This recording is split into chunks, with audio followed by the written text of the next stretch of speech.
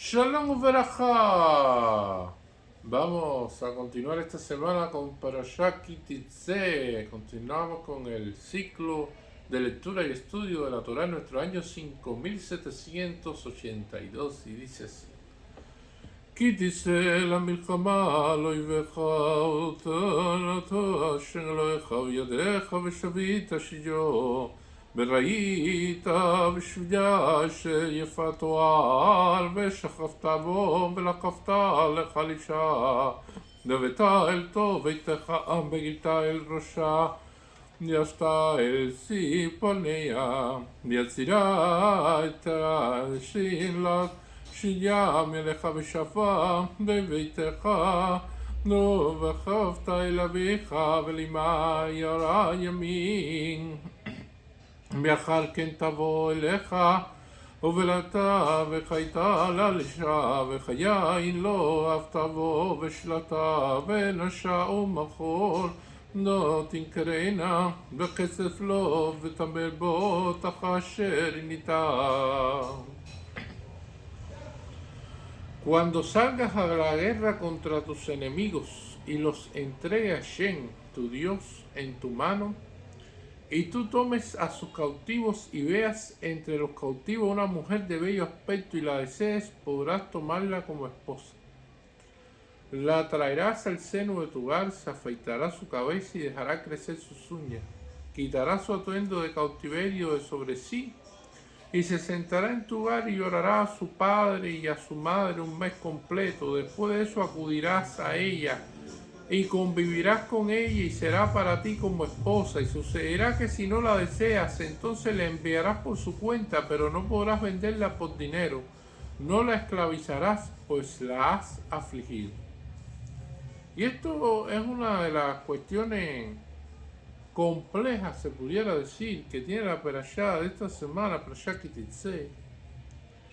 Y los sabios empiezan a preguntar, inclusive desde el comienzo, que dice: cuando salgas a la guerra contra tus enemigos y los entregues a Hashem. Ese es el caso positivo, se pudiera decir, de que el ejército de Israel salga a pelear contra un ejército que vaya en contra de Israel y que nos dé la victoria. Y cuando nos dé la victoria, bueno, se habla de que sí, la Yefatoar, o sea, esta mujer que se puede tomar como esposa, que está en cautiverio, todas estas cuestiones. Pero ¿qué pasa si Hashem no nos entrega como tal la victoria? ¿Por qué no aparece este caso aquí? Porque no todas las batallas el pueblo de Israel la ha ganado.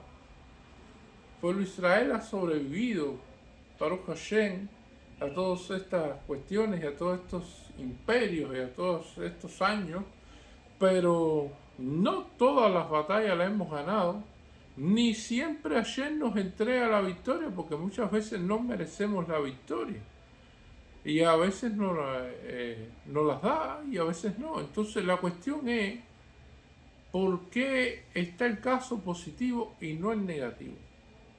Y ahí es donde nuestros sabios empiezan a hablar esto. La primera cuestión que vamos a ver aquí es que, tratando el caso negativo de que Has V'Shalom, el ejército yehudí, no logre esta victoria y que Hashem no nos entrega a los enemigos, entonces el yehudí, la persona que se encuentra en esa situación de que perdió la batalla, de que entró en una guerra y que no logró esa victoria, que está en retirada, está en huida o está en un proceso de defenderse, no va a estar pensando en la mujer cautiva y en aquella cuestión y todas esas cuestiones, sino que va a estar pensando en rezarle a Hashem y tratar por todos los medios de subsistir y tratar de sobrevivir a esa situación. Y evidentemente ahí hay un acercamiento a Hashem en las situaciones negativas de la vida. Y eso lo vamos a ver siempre, de que la persona que se encuentra enferma, la persona que se encuentra necesitada, la persona que encuentra cientos de problemas en su vida, tiene a Hashem más cerca, porque precisamente está hablando constantemente con Hashem, porque tiene problemas con esto, problemas con aquello y problemas con esto otro. Y entonces, debido a eso, sencillamente no hay pensamiento para otras cosas. Y esto es la cuestión que sucede aquí. Ahora, ¿cuándo viene Eliezer hará a jugar un papel fundamental? Cuando hay victoria, cuando es positivo. Asimismo sucede en la riqueza. La persona en la pobreza, debido a sus tantos problemas, está tan cercano a Hashem, porque depende de Hashem de tantas cosas en la vida, para que se puedan resolver y poder subsistir y poder sobrevivir, que entonces Hashem está ahí constantemente, en sus pensamientos, en su sentir, en su actuar, en su pensar. Pero la persona que tiene riquezas, muchas veces dice, bueno, tengo riqueza, esto sí, voy a cumplir con esto, pero no, mira, ahora yo puedo viajar aquí, puedo ir allá, puedo gastar aquí, puedo hacer esto allá, tengo esto resuelto aquí, tengo esto resuelto allá, tengo esto aquí. Y entonces le es más difícil apegarse al estudio de la Torá, porque no, tengo una junta de negocio importante, tengo que realizar esto, tengo que hacer este viaje de placer, tengo estas vacaciones, tengo estas cosas aquí. Y entonces le es más difícil cumplir mis votos, porque evidentemente Eliezer Hará aparece y le dice, no, pero ¿para qué? Si mira, tienes esto, puedes hacer esto, esto es lo que está en la moda ahora, puedes tener esto, puedes hacer esto otro. Como el Yehudí, la famosa historia del Yehudí. Era un Yehudí que tenía una parnasá más o menos, no era una gran parnasá, y un día Dios lo bendijo con una parnasá mayor, o sea, tuvo un mayor sustento, y dice, bueno, ya tengo dinero, déjame llevar a mi familia a Las Vegas, porque tengo que ver esa ciudad. Y entonces el hombre se quita los atuendos normales de Yehudí, se vistió como un turista y todas esas cosas, y fue para Las Vegas, y en Las Vegas vino un carro y lo arrolló. Y entonces en ese momento el hombre fue al hospital y bueno, lo llevaron, después fue a ver al rabino y le pregunta al rabino, pero ¿por qué me pasó esto a mí? Si yo estaba rezando ahí en la sinagoga, haciendo todas estas cosas, ahora fui bendecido con un poquito de parnasá y me quería que mis hijos y yo ver otras cosas y ver y analizar otras cosas. Y entonces el rabino se quedó pensando así y le dice, bueno, la situación es que cuando Hashem miró y vio, te vio disfrazado con ese traje de turista que te pusiste, que no son la ropa yudí que tú llevas. Te vio que no estabas ahí y pensó que tú eras otra persona, que tú no eras el que siempre estaba ahí en la sinagoga rezando, el que estaba siempre ahí en el servicio, en la lectura de la Torá, y que estaba en otra cosa. Y entonces se confundió. Y esa fue la explicación que le dio el rabino. Pero es la cuestión de que al final la riqueza es una prueba mayor que la pobreza en el acercamiento a Hashem.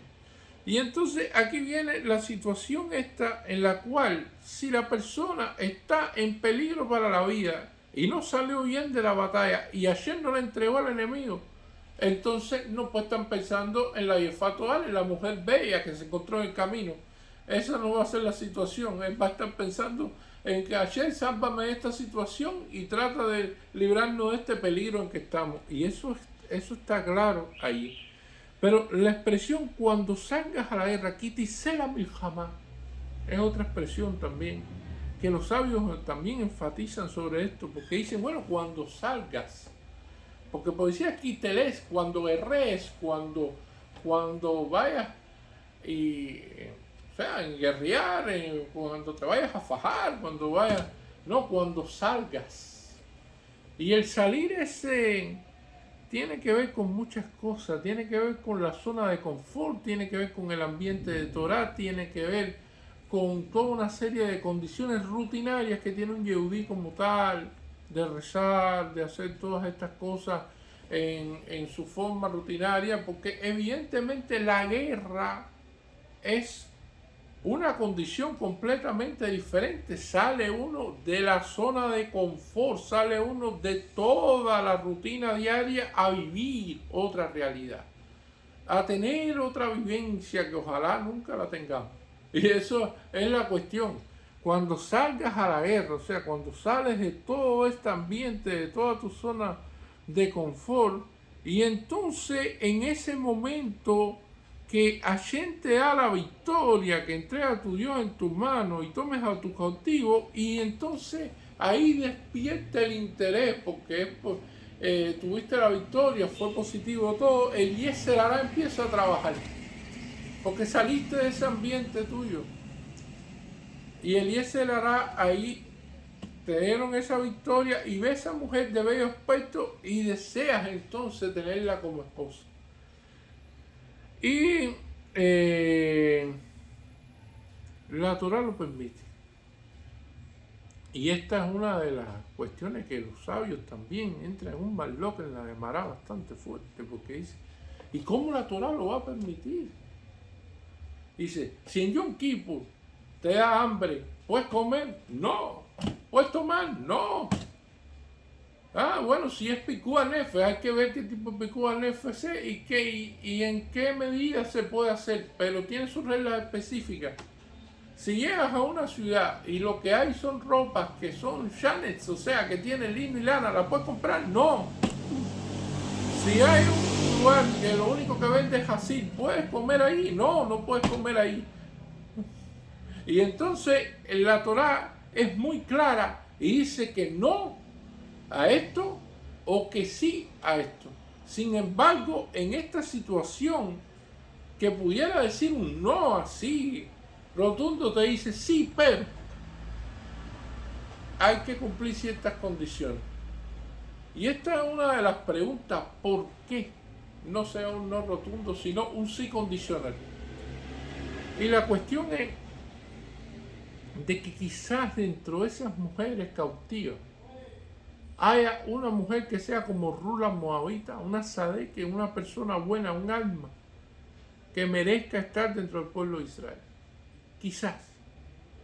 Y debido a eso, y debido a las tentaciones también de la persona y de la manera en que la guerra actúa sobre la persona y sale de la zona de confort, debido a eso también, entonces puede suceder de que estos deseos sean tan complejos y que el Yetzer Hará tenga una fuerza tan grande que entonces te lo permiten, pero con tus condicionales. Porque hay una cuestión, la gente casi siempre quiere lo que se le prohíbe. Lo que más se prohíbe es lo que más la gente quiere. Y entonces es una de las cuestiones por lo cual la situación aquí es que dice no está permitido, pero la traerás al seno de tu hogar, se afeitará su cabeza y dejará crecer sus uñas. Quitará su atuendo de cautiverio de sobre sí y se sentará en tu hogar y llorará a su padre y a su madre un mes completo. Y esto es una de las cuestiones interesantes que va a aparecer aquí, ¿no? De que esta persona que fue llevada así al campo intencionalmente, bellamente vestida y todas estas cosas, ella tiene que pasar por un proceso en la cual le van a quitar toda esa belleza. O sea, le van a quitar todos los atuendos, le van a cortar el cabello, le van a dejar crecer las uñas, le van a realizar todo un proceso en el cual no se va a reconocer en nada prácticamente de lo que se vio en el campo de batalla. Y todo esto por un mes, que va a estar llorando y todas estas cosas. Y entonces cuando aparece toda esa situación aquí vamos a ver de que muchas personas por querer salvarse, a lo mejor la mujer dice que sí, de que ella quiere ser yehudí, porque sencillamente es la manera de salvarse, ¿no? Y de ver cómo, y la primera cuestión, pero después puede ser de que no lo desee.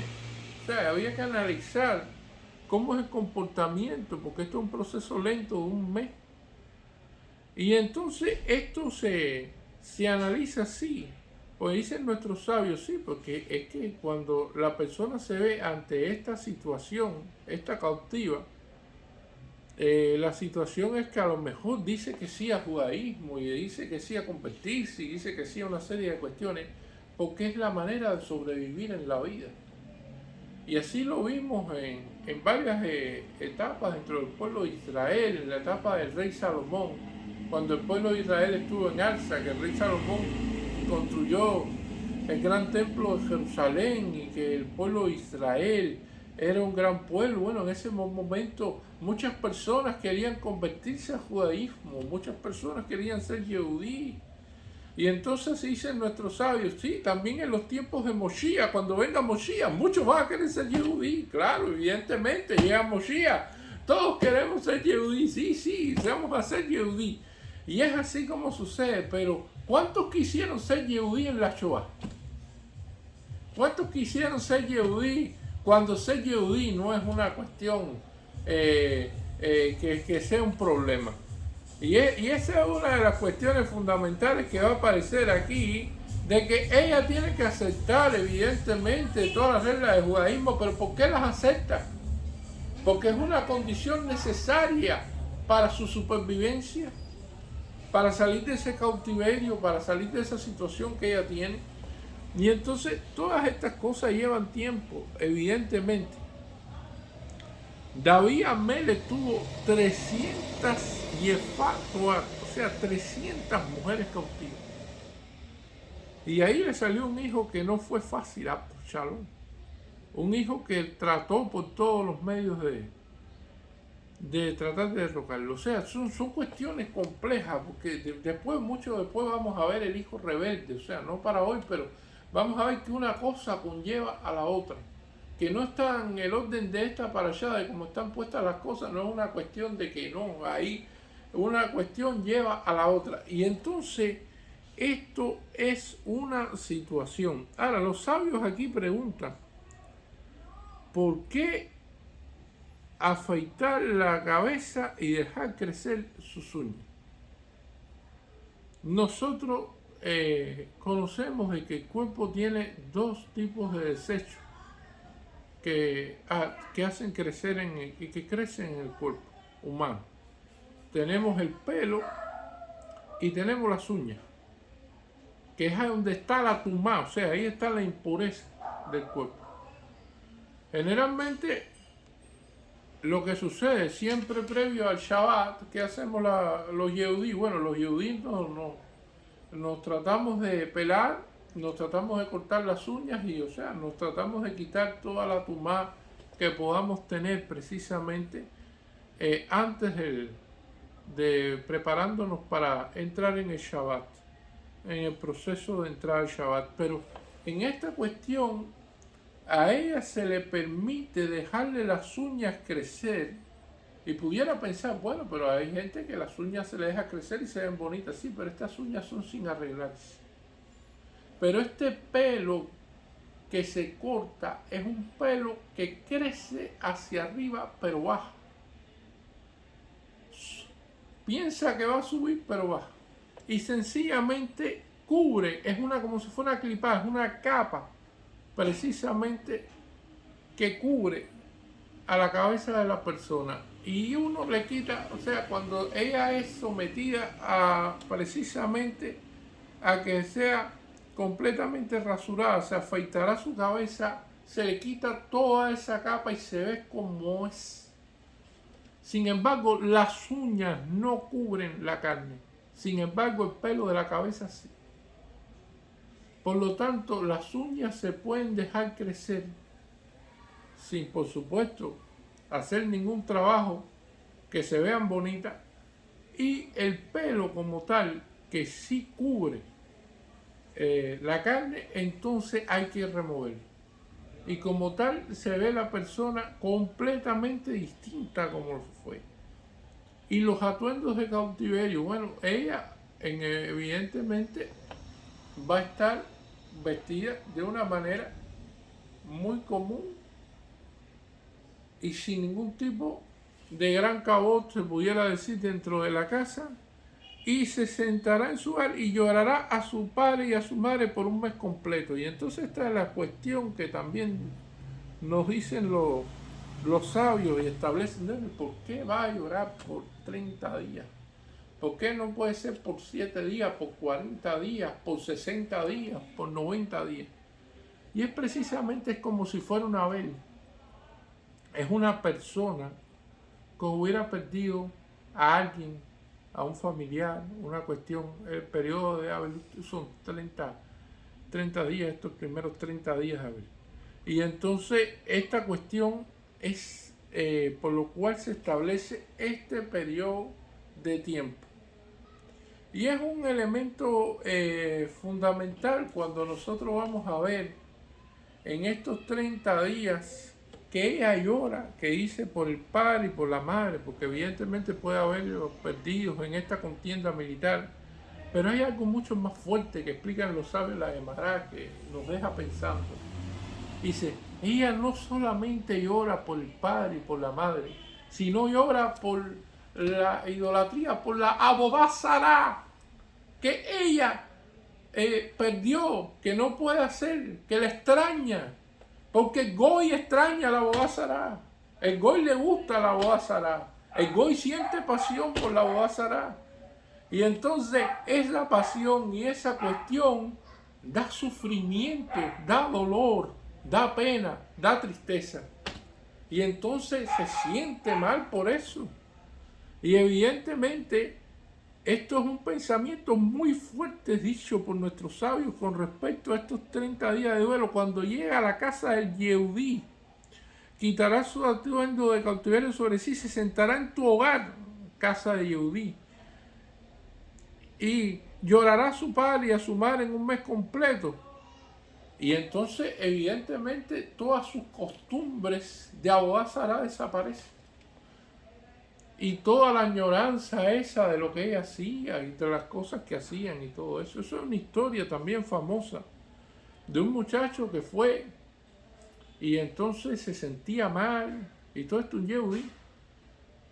Tenía dolor en los huesos y entonces tenía algunos problemas de movilidad y todo esto, y entonces fue a ver a determinadas personas, tenía amigos no yehudí también. Y ellos le dijeron, no, lo que tú tienes que ir a ver es a un profesor de yoga. Ve ahí. Ellos sí saben, ellos sí conocen, ellos son especialistas. Empieza a hacer yoga y tú vas a ver cómo vas a mejorar la flexibilidad, cómo vas a mejorar todo el proceso de circulación, cómo vas a hacer y esto, aquello y lo otro. Y entonces, evidentemente, bueno, el muchacho fue para allá, tantas referencias. Y entonces vio de que había una Abodá Zará en el salón de yoga y que había una florecita, había que poner la florecita y empezaban a hacer los ejercicios y estas cosas y esto aquí y esto para allá. Y vio con qué devoción y con qué pasión le ponían la florecita y él lo hizo también y todas estas cosas, Jafon Shalom. Y fue a ver al rabino, porque después de un tiempo de estar haciendo estas cosas se dio cuenta de que algo no estaba bien y que tampoco estaban mejorando tanto como le habían prometido. Y entonces el rabino le dice, mira, tienes que aprender. Cuando le dice el rabino, tú viste como ellos han hecho contigo, de que mira como la pasión con que ellos ponen la florecita y hacen esto y hacen aquello y hacen lo otro. Pues así tuvieras que haber hecho tú desde un principio, cuando te sentías mal. Haber venido aquí a la Selijó, a la sinagoga, haber venido a Shaharim y Jaim Marif, haber rezado, haber estudiado Torah, haberle pedido a Shem de que te mejorara y haber hecho tú también todo lo que un médico te hubiera dicho sobre esto, aquello y lo otro, y entonces sí hubieras mejorado sin haber caído en esta cuestión. Pero ya que estuviste en este proceso, mira y utiliza esa pasión como yo vi hacia Shem, de cómo esta cuestión y estas pasiones que tienen los Goyim por la Abodá Zará evidentemente trae estos 30 días de sufrimiento para ellos. Y entonces es una de las cuestiones que también se dice. La cuestión es que después de que ocurre todo esto y con después de eso acudirás a ella y convivirás con ella y será para ti como esposa. Y sucederá que si no la deseas, entonces la enviarás por su cuenta. Ya la hiciste sufrir. Porque ya no puedes venderla por dinero y no puedes esclavizarla, no, la has afligido y por lo tanto la hiciste sufrir. Tuvo que pasar todo ese tiempo, tuvo que dejar la boda Sarat, tuvo que entonces sufrir por los padres, por la madre, por todas estas cuestiones. Estuvo en tu casa, tuvo que dejarse crecer las uñas, vestirse prácticamente con harapo. El pelo le fue quitado completamente y hay gente que tiene gran cosa con el pelo, porque hay gente que le gusta mucho exhibir el pelo y todas estas cuestiones. Y entonces todo esto, todo lo que ella pasó por un mes, para que entonces después tú digas, no, entonces ahí se sabe de que esta unión no era Leshen Hashamayim, o sea, no la viste Leshen Hashamayim, sino que era una cuestión de una pasión por el físico, una pasión por las cuestiones externas, que esta pasión cuando llegó a ese momento en el cual que tienes que tomar la decisión ya final, después de un mes de haber convivido con todo eso, dices no, ya ella no me gusta, ya no quiero nada con ella, entonces déjala ir y inmediatamente sácala de la casa y olvídate de que ella existe. Es una de las cuestiones de la cual. Y ahí viene después otra cuestión que va a hablar aquí la perashá posteriori, que tiene que ver con la mujer odiada y la mujer amada, o sea, estas dos mujeres. Y no puede existir una mujer que sea amada si parte de una relación de Yefatuah, pues es prácticamente muy difícil. Es una mujer cautiva que pueda ser mujer amada, porque precisamente esa mujer lo va a ser recíproca, porque sufrió una guerra contra el pueblo de Israel, perdió contra el pueblo de Israel, su familia tuvo problemas con esto, ella fue sacada de su idolatría, o sea, todas esas cuestiones puede traer una mujer odiada como tal. Y sin embargo, te dieron la fórmula para no prohibirlo, Hashem la dio, y le dieron también, evidentemente, el sí pero con sus condicionales.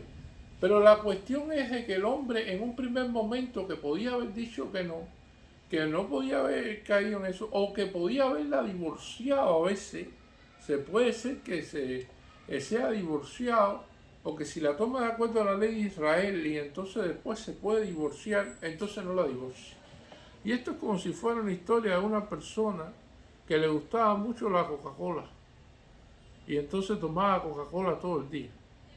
Y entonces fue a ver al médico, el médico le dijo, bueno, mira, ya no puedes tomar más Coca-Cola porque esto tiene azúcares, esto sube la presión, tiene problemas de diabetes, tiene problemas de la presión sanguínea, debes tomar cosas naturales y todas estas cuestiones, tienes que sustituir eso. Y la persona dijo, bueno, vamos a ver qué hago. Y la persona que hizo el otro día tomó Coca-Cola Light. ¿Por qué? Porque la Coca-Cola Light es más ligera, viene con un poco más de agua, tiene menos azúcar, tiene menos esto. Y entonces igual, después de un tiempo de estar bajo esa cuestión de estar tomando, entonces después le volvió a subir la presión, tuvo problemas y fue a ver al médico nuevamente. Le dijo, bueno, es que la Coca-Cola Light tampoco te acepta, no es buena para ti, eso no es correcto, no debes tomar esto. Y entonces dice, bueno, déjame ver qué hacemos.